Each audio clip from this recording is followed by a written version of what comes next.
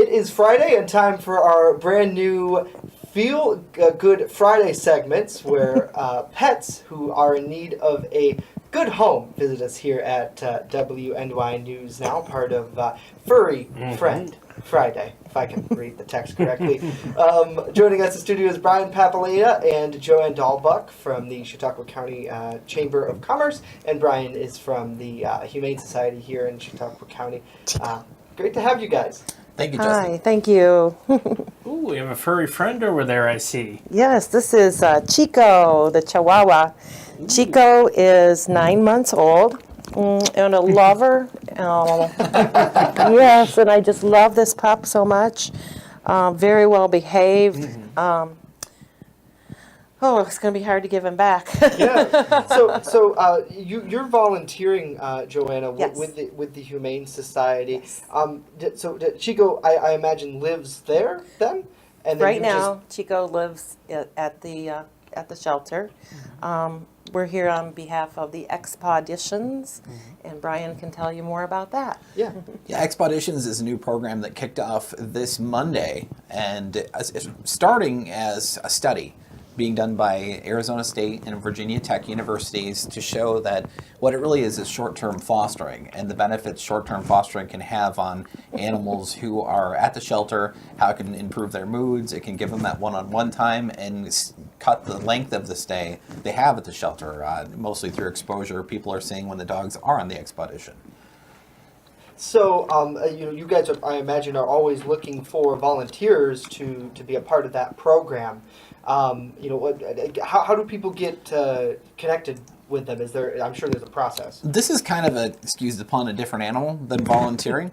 Volunteering, we always accept volunteers. You can find on spcapets.com. You can even sign up to volunteer. But this is actually a little bit easier. People can come in and they do a quick orientation, and they get matched up with their pooch, and they head out, and they're able to go out for 2 to 4 hours and do their day trip.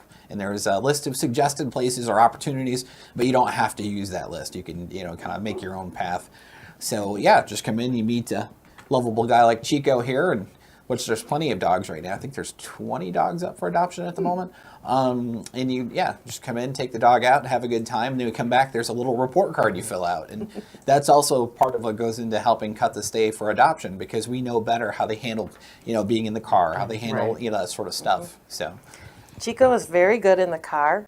He sat on my lap with his head on my arm.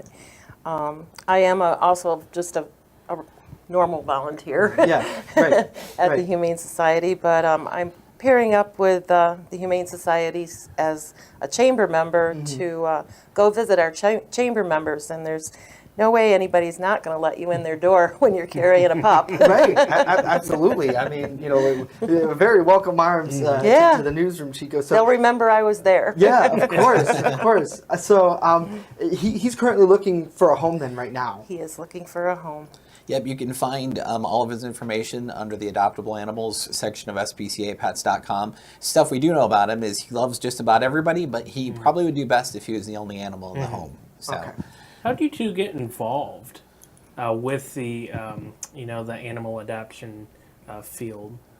Well, for me, I actually have been in media for 25. I still am part-time, about 25 years.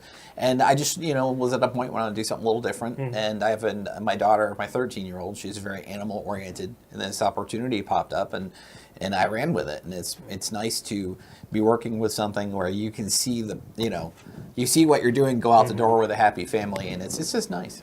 And Joanna, you, I know, have cats at home. So, I mean, and a dog. And a dog. just to volunteer, with the... It's been my passion to work with animals and to help the community in any way I can.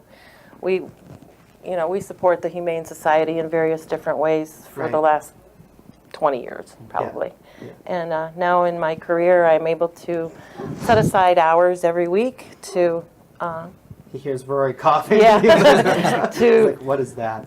To answer phones and make callbacks and walk dogs and go on expeditions. Yeah, awesome.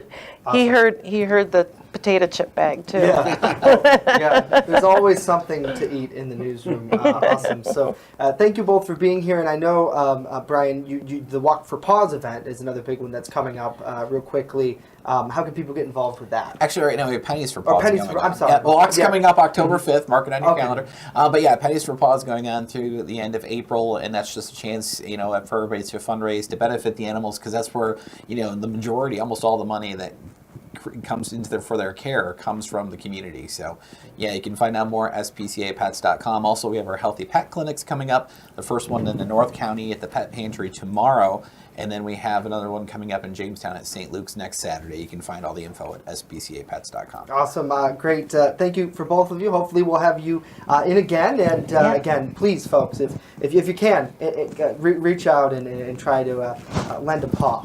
Nah.